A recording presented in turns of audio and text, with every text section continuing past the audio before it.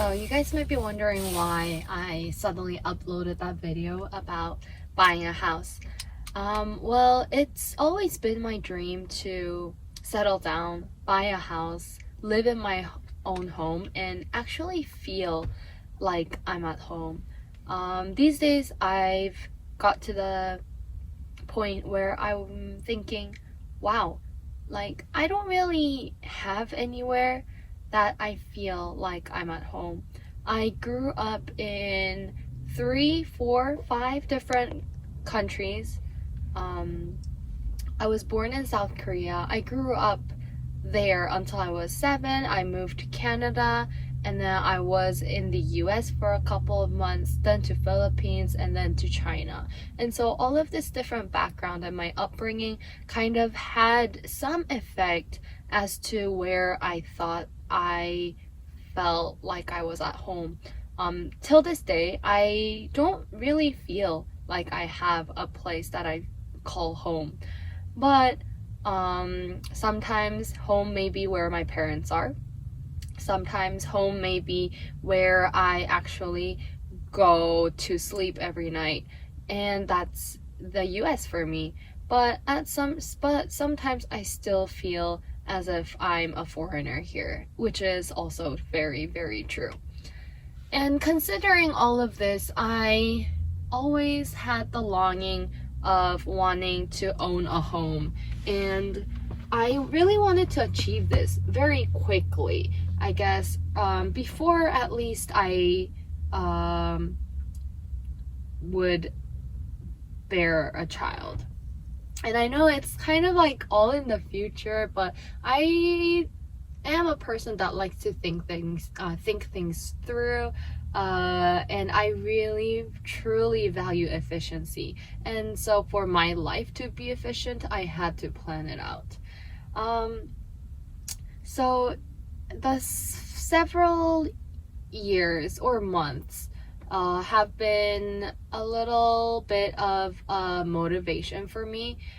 First, because I am subleasing a room out of an entire house where a family lives, and being in that home, I kind of sensed like I wasn't very equally able to use the homes and like the amenities because it was a family-centered environment and I was just an outsider. And so feeling that, I felt like I really wanted my own place, whether that be, equally contributing and living with a roommate, or just having an apartment of myself. But then I actually took this thought a little bit further and imagined, actually, what would it be like if I could actually own my own home instead of just paying out rent and paying someone like an apartment owner or like another landlord? What would it be like if I were to actually build an asset? And I've always been financially I guess alert in many things, and I started investing when I was like I think 20 and stuff like that. And I read a lot of financial guidebooks, and then this year I read I Will Teach You to Be Rich by Remy Sethi. And according to him, I thought was crazy was don't rent, and just seeing that statement, because it was such a controversial topic and commonly known, the American dream was just that, okay, everyone should have a single home with a garage and and a dog and like green grass, and I thought that was the American norm. But hearing that coming from Remy Sethi, who is, very financially wealthy, was a different turning point. And then at that point in time, I was like, actually, owning a home, that's very stressful. That has so many hidden costs, and yet why do people do it? And so I was just trying to dive deeper and deeper into what really is actually worth. Is it renting or is it owning a home, which is more valuable? And I think it's so distinctly different, and it answers differently for each individual, and their own circumstance and their financial circumstances. But first of all, I realized, yes, real estate is a very, very good investment, and it's so different from all the other investments in ways that it appreciates, but it can also create cash flow. But and although the market is still volatile, still there are so many different types of homes that you can look for, and there's always some kind of opportunity. I can't find these deals on my own yet, but I'm trying to read the market more. And so when an opportunity comes along, I can immediately see the numbers, calculate it, and then decide whether it's a deal or not. I don't want to miss those shots. And if I'm not alert, and if I'm not reading the numbers, and I don't know the district or the neighborhood well, I won't know it. And so I'm trying to do a deeper dive. I'm looking on Zillow every like a couple hours, or sometimes once every few days. And so all of these practices I'm doing outside of work, because I feel like it does add value to my own self. I think the most important things are actually building your wealth. But I don't mean financial wealth. I mean your branding, your personal wealth, and your personal value. And I think personal value interprets in many different ways. And so many people have various talents, and everyone is free to use their own talents in so many number of ways. And I feel like people can actually grow their talents.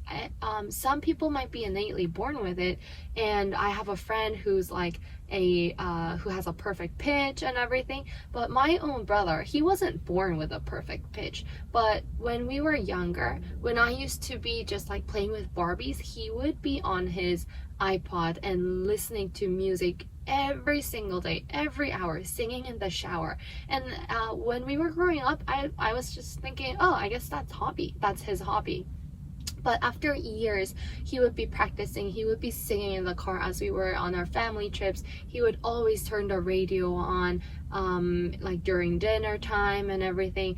And he surrounded himself with music. And right now, guess what? He is an amazing singer. And a lot of people think that he was actually born with it, but he wasn't. He wasn't a perfect pitch. He didn't really know the chords. He couldn't harmonize, which is all of the features that I have right now, because I didn't practice that much.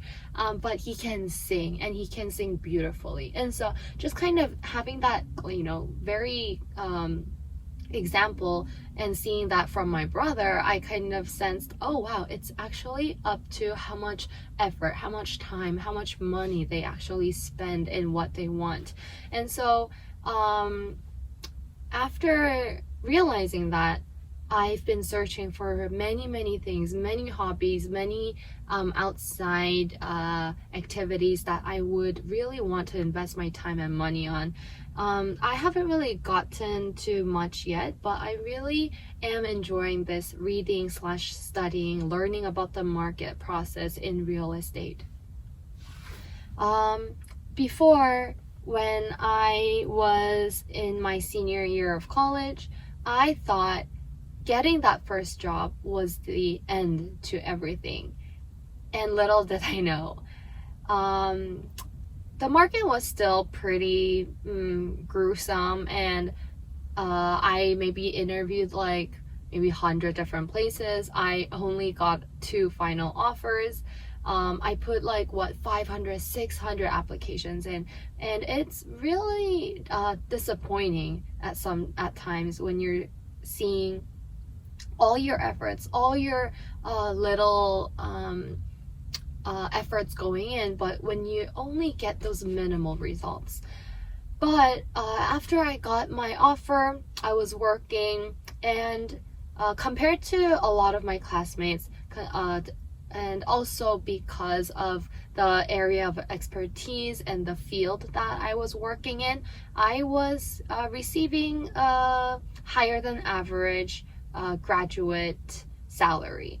And having that income and a fixture in my job and everything, I was pretty content with where I was. I was living comfortably. I was also remotely working, which also helped me save a lot. And I had so many friends around me and all that. So I didn't really explore to get outside my bubble as much. And I think this is a very, I think a red light, no, actually, like a yellow warning siren should go up for everyone who kind of feel like, oh, they're in that little comfort zone. I feel like getting out of that comfort zone has really stretched me out, stretched my thinkings, enabled me to meet so many different people and have these connections. But also realize that all the friendships, all the little bubble, all the tightly knit communities was so worth bit by bit. And so there's so many pros and cons depending on where you are, what kind of living situation you're in, what kind of working situation you're in, but you just kind of tend to learn as you go on. And my one big learning process was when I got laid off.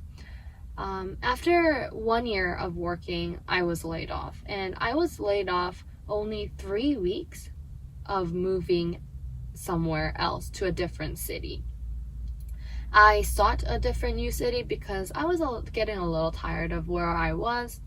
And if I were to be working remotely, why not work at a place that was more bustling, you know, more rich, more diverse, and just to be more content. And so I had made that move, but after 10 days after that move, and I hadn't even unpacked everything, I got the news of being laid off. And that wasn't the most happiest news that I received, but it has been a life-changing experience for me. Honestly, who gets laid off at the age of 21? Like, that's insane. Some of my friends still haven't graduated college, but I was laid off from a job at 21, and that brought me so much insights. After that, I realized, oh wow, companies don't value you. To a company, you're just a liability. You're just a tool that they can use, throw out, switch over, and whatnot. I haven't seen a company where one goes out or gives his 2 weeks notice and the company shuts down. Everyone is just a tool. Everyone's work, it can be learned by someone else. And of course, they might not be a professional at it and the company might need to invest more, but in all, the company won't shut down if one person leaves. And I think that's the fact, and I think that's just reality. And I realized that pretty early on in my job career.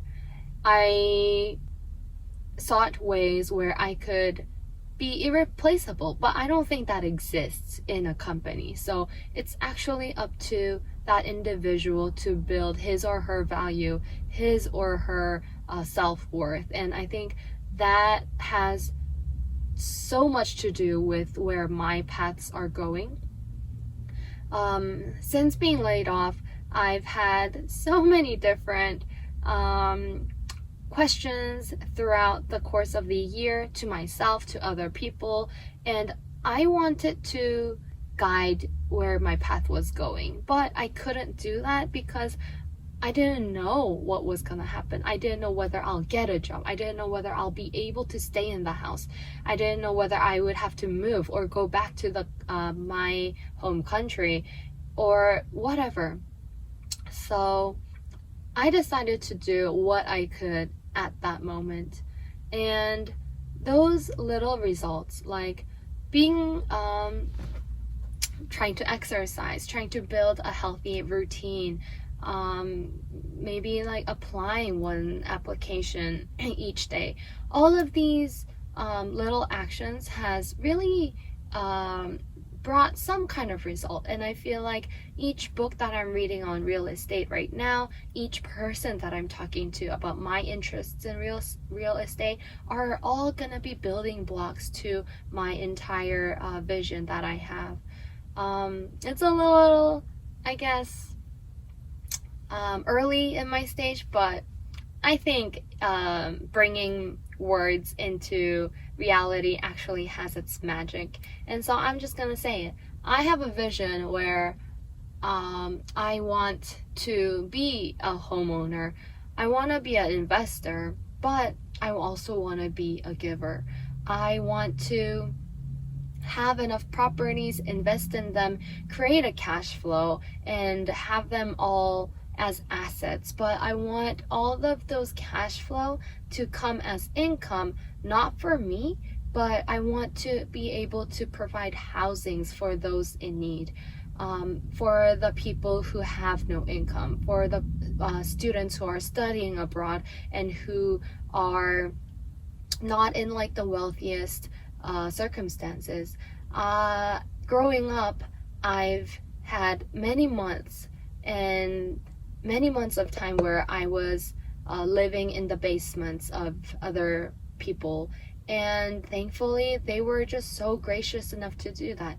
I graduated from college primarily based on scholarships. There were families, there were funds, there were scholarships who were, trying to educate people that weren't from that are maybe from like the lower income classes as I was.